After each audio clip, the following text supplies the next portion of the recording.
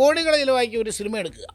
ആ സിനിമ തിയേറ്ററിൽ കാണാൻ അവസരമൊരുക്കണമെന്നാവശ്യപ്പെട്ട് നിർമ്മാതാക്കൾ കോടതിയിൽ കയറി ഇറങ്ങേണ്ടി വരുന്ന സാഹചര്യം സമീപകാലത്ത് ഇത്തരം നിരവധി സംഭവങ്ങൾ നമ്മൾ കണ്ടിട്ടുണ്ട്. ഏറ്റവും ഒടുവിൽ ഈ പണി കിട്ടിയിരിക്കുന്നത് നമ്മുടെ സ്വന്തം സുരേഷ് ഗോപി നായകനായി അഭിനയിച്ച Janaki versus state of Kerala എന്ന സിനിമയ്ക്കാണ്. J&SK എന്ന ചുരുക്കപ്പേരിലാണ് സിനിമ അറിയപ്പെടുന്നത്. സംഭവങ്ങളെല്ലാം ഇതിനോടകം തന്നെ മലയാളി അറിഞ്ഞിരിക്കുമല്ലോ. സിനിമ സെൻസറിങ്ങിനൊക്കെ ചെന്നു. അതിനു മുമ്പ് ട്രെയിലർ ഇറങ്ങി, ടീസർ ഇറങ്ങി, ഇതെല്ലാം നാട്ടുകാർ കാണുന്നുണ്ട്. സുരേഷ് ഗോപി അഭിഭാഷകൻ്റെ വേഷത്തിൽ അഭിനയിച്ച ചിത്രമാണ്. ഒരു നീണ്ട ഇടവേളയ്ക്ക് ശേഷം, അദ്ദേഹം കേന്ദ്രമന്ത്രിയായതിനു ശേഷം ആദ്യമായി റിലീസാവുന്ന ചിത്രം കൂടിയാണ്. വളരെ പ്രതീക്ഷയോടെ പ്രേക്ഷകർ കാത്തിരിക്കുന്ന ആ ചിത്രം. സിനിമ സെൻസറിങ്ങിന് എന്ന പതാടകം സിനിമയുടെ പേര് മാറ്റണം എന്നാണ് സെൻസർ ബോർഡ് പറയുന്നത്. പേര് മാറ്റണം, അതെ, ജാനകി എന്ന പേര് പറ്റത്തില്ല പോലും. അതെന്താ സാറേ പറ്റാത്തത്? ജാനകി എന്നത് സീതയുടെ പേരാണ്. അത് മറ്റൊരു കഥാപാത്രത്തിൻ്റെ സിനിമയിലൊക്കെ അത് ഉപയോഗിക്കുമ്പോൾ അത് മതനിന്ദ പോലെ തോന്നുന്നു, അല്ലെങ്കിൽ മതചിന്തകൾക്ക്, മതാചാരങ്ങൾക്ക് എതിരാണ് എന്ന് സെൻസർ ബോർഡ് പറയും. എത്ര ആലോചിച്ചിട്ടും ഇതെങ്ങനെ മതാചാരങ്ങൾക്കെതിരാകും എന്ന് നിർമ്മാതാക്കൾക്ക് പോയിട്ട് കൊച്ചു കുഞ്ഞുങ്ങൾക്ക് പോലും മനസ്സിലാവുന്നില്ല. പറയുന്ന സെൻസർ ബോർഡാണല്ലോ, ഒരു രക്ഷയില്ല. കേന്ദ്ര സെൻസർ ബോർഡിൻ്റെ അടുത്ത കൂട്ടിന്ന് അവരും ഓടിച്ചു. അങ്ങനെ ഹൈക്കോടതിയിലേക്ക് കേസ് പോയി നിർമ്മാതാക്കൾ. കാരണം അതിൻ്റെ തന്നെ അവർക്കല്ലേ അറിയൂ. ഇത്രയും കാശ് ചിലവാക്കി ഈ സിനിമയൊക്കെ എടുത്തിട്ട് ഒരു പേരിൻ്റെ പേരിൽ അത് പ്രദർശിപ്പിക്കരുത് എന്നൊക്കെ പറഞ്ഞാൽ എങ്ങനെ ശരിയാവും? പൈസ ചിലവാക്കി പോയില്ലേ. കഴിഞ്ഞ 27-ാം തീയതി തീരുമാനിക്കുന്ന റിലീസാണ്. ഏതായാലും ഇതുവരെ റിലീസ് ചെയ്തിട്ടില്ല. 2-3 തവണ കോടതി കേസ് പരിഗണിച്ചു. ജാനകി എന്ന് പേരിടുന്നത് കൊണ്ട് എന്താണ് കുഴപ്പം, എന്തുകൊണ്ട് സിനിമ പ്രദർശിപ്പിക്കാൻ കഴിയുന്നില്ല എന്നൊക്കെ വിശദീകരിക്കണമെന്ന് കോടതി സെൻസർ ബോർഡിനൊക്കെ ആവശ്യപ്പെട്ടിട്ടുണ്ട്. ഏറ്റവും ഒടുവിൽ ഈ ശനിയാഴ്ച കോടതി ആ സിനിമ കാണുകയാണ്. അതിനുശേഷം അടുത്ത ബുധനാഴ്ച കേസ് പരിഗണിക്കുമ്പോൾ എനിക്ക് തോന്നുന്നു മിക്കവാറും അന്ന് ഈ സിനിമയുടെ വിധി അറിയാൻ കഴിയും എന്നാണ് എനിക്ക് തോന്നുന്നത്. ഏതായാലും ജാനകി എന്ന് പേരിട്ടത് കൊണ്ട് മാത്രം ഈ സിനിമ പ്രദർശിപ്പിക്കരുത് എന്ന് കോടതി പറയുമെന്ന് തോന്നുന്നില്ല. സെൻസർ ബോർഡ് കണക്കല്ല കോടതി. കോടതിയെ വളരെ പ്രതീക്ഷയോടെ നാട്ടിലെ സാധാരണക്കാർ നോക്കിക്കാണുന്ന ഒന്നാണെന്ന് നമുക്കെല്ലാവർക്കും അറിയാം. ഞാൻ ആലോചിക്കുന്നതൊന്നുമല്ല. PJ ആൻ്റണി വെളിച്ചപ്പാടായി അഭിനയിച്ച നിർമാല്യം എല്ലാവർക്കും അറിയാം. മലയാളം കണ്ട കാലത്തെ മികച്ച ചിത്രങ്ങളിലൊന്നാണ്. നിർമാല്യം റിലീസായ നാടാണിത്. നിർമാല്യത്തിൽ വെളിച്ചപ്പാട് വിഗ്രഹത്തിൻ്റെ മുഖത്തേക്ക് തുപ്പുന്ന ഒരു രംഗമുണ്ട്. ഈ കാലത്താണെങ്കിൽ ആ സിനിമ എങ്ങനെ തിയേറ്ററിൽ ഓടും എന്നാണ് ഞാൻ ആലോചിക്കുന്നത്. സിനിമ ഓടിയാൽ തന്നെ PJ ആൻ്റണിയുടെ അവസ്ഥ എന്തായിരിക്കുമെന്നാണ് ആലോചിക്കുന്നത്. സെൻസറിങ്ങിന് നിർമാല്യം ചെല്ലുമ്പോഴേ ഈ ആൻ്റണി എങ്ങനെ വെളിച്ചപ്പാടായി അഭിനയിക്കും എന്നൊരു ചോദ്യമായിരിക്കും ആദ്യം സെൻസർ ബോർഡ് ചോദിക്കാനുണ്ടെങ്കിൽ അങ്ങനെ ഒരുപാട് സിനിമകളും ഉദാഹരണം പറയേണ്ടി വരും. നാരദൻ കേരളത്തിൽ എന്ന് പറഞ്ഞൊരു സിനിമ ഇവിടെ റിലീസായിട്ടുണ്ട്. ആ സിനിമ കണ്ടവർക്കെല്ലാം അറിയാം.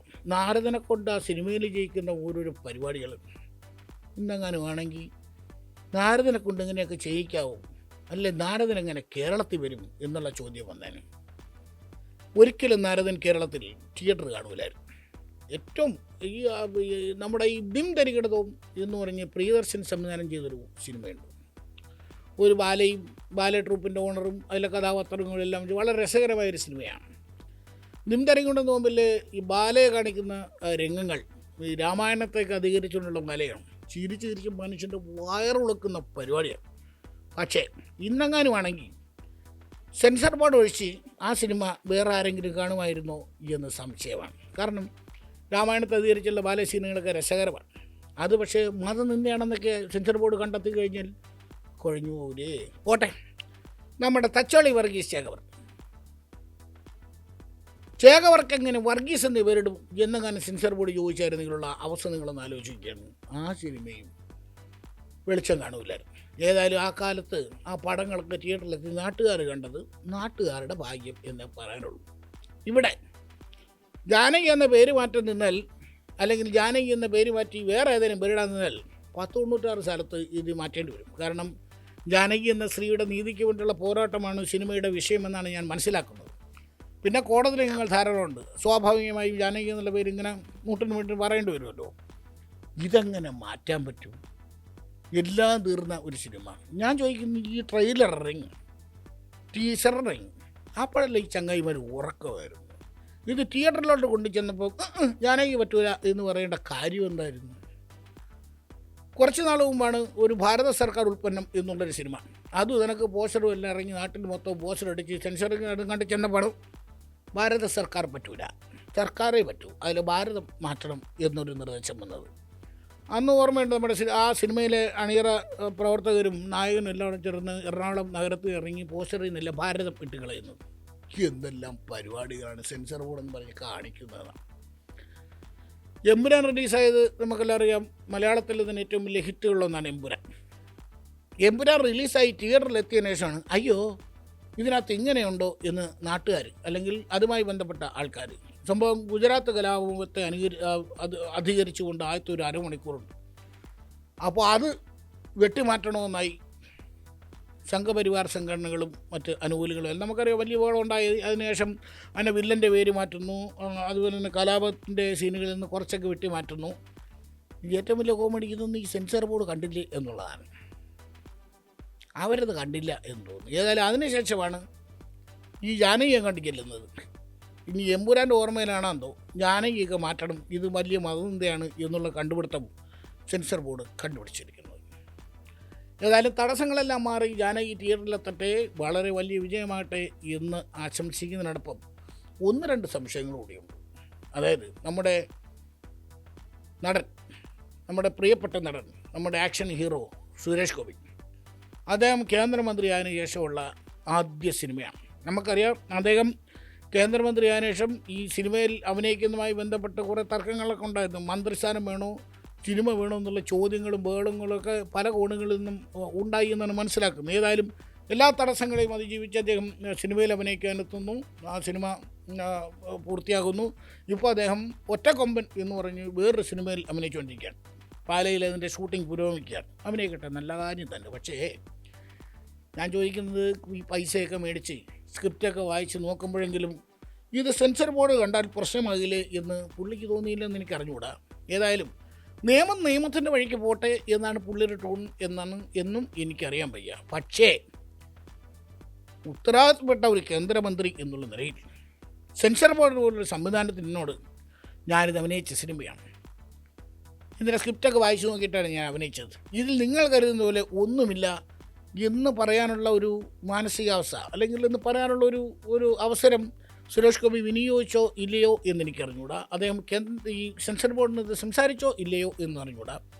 സെൻസർ ബോർഡിനല്ലെങ്കിൽ അദ്ദേഹത്തിന് സംസാരിക്കാൻ കഴിയുന്ന മേഖലകളിൽ, സ്ഥലങ്ങളിൽ ഇക്കാര്യം സംസാരിച്ചോ എന്നും എനിക്കറിഞ്ഞൂടാ. പക്ഷേ സംസാരിച്ചില്ലെങ്കിൽ അതൊരു മോശമല്ലേ?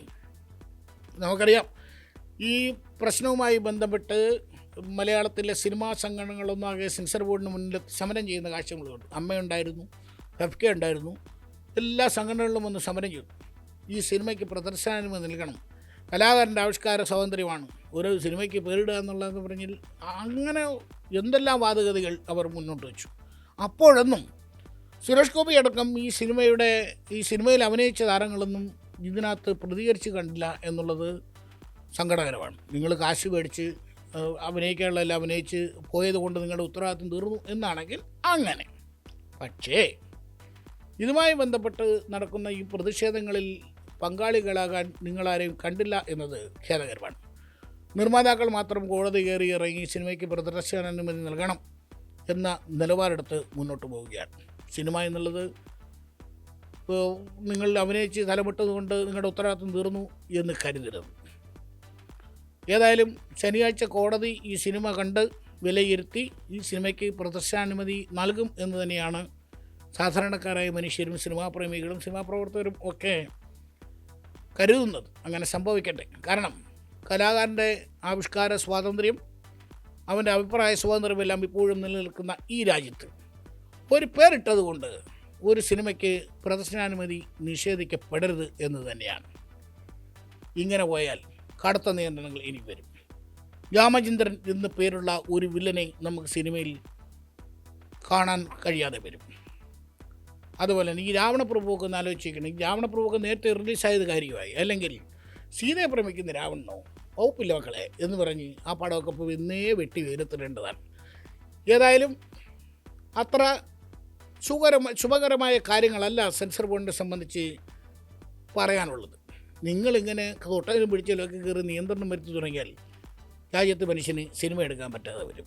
നിങ്ങൾ മനസ്സിൽ ഉദ്ദേശിക്കുന്ന സിനിമകൾ മാത്രം എടുത്താൽ മതിയെങ്കിൽ അതെങ്ങനെ ശരിയാവും? അത് നടക്കുന്ന രാജ്യമാണോ ഇന്ത്യ? അല്ല. കലാകാരന്മാരും അവരുടെ ആവിഷ്കാര സ്വാതന്ത്ര്യവും അവരുടെ അഭിപ്രായ സ്വാതന്ത്ര്യവും എല്ലാം ഇനിയും തുടർന്നും മുന്നോട്ട് പോയിക്കൊണ്ടിരിക്കും എന്ന് മാത്രമേ അതുമായി ബന്ധപ്പെട്ട് പറയാനുള്ളൂ. നേരത്തെ പറഞ്ഞതുപോലെ സുരേഷ് ഗോപി അടക്കമുള്ള താരങ്ങൾ തങ്ങൾ അഭിനയിച്ച സിനിമയ്ക്ക് വേണ്ടി ശബ്ദമുയർത്തുന്ന ആ കാലത്തെ നമ്മൾ സ്വപ്നം കാണുകയാണ്. അല്ലെങ്കിൽ ഇപ്പോൾ കമ്മീഷണറൊക്കെ വീണ്ടും റിലീസാകാൻ പോകുന്നു എന്ന് പറയുന്നത് കേട്ടു. സിനിമയ്ക്കകത്ത് മാത്രമല്ല, ജീവിതത്തിലും അനീതി കണ്ടാൽ പ്രതികരിക്കുന്ന സുരേഷ് ഗോപിയാണ് ജനങ്ങൾക്കിഷ്ടം. അനീതി കണ്ടാൽ ഇടപെടുന്ന സുരേഷ് ഗോപിയാണ് ജനങ്ങൾക്കിഷ്ടം.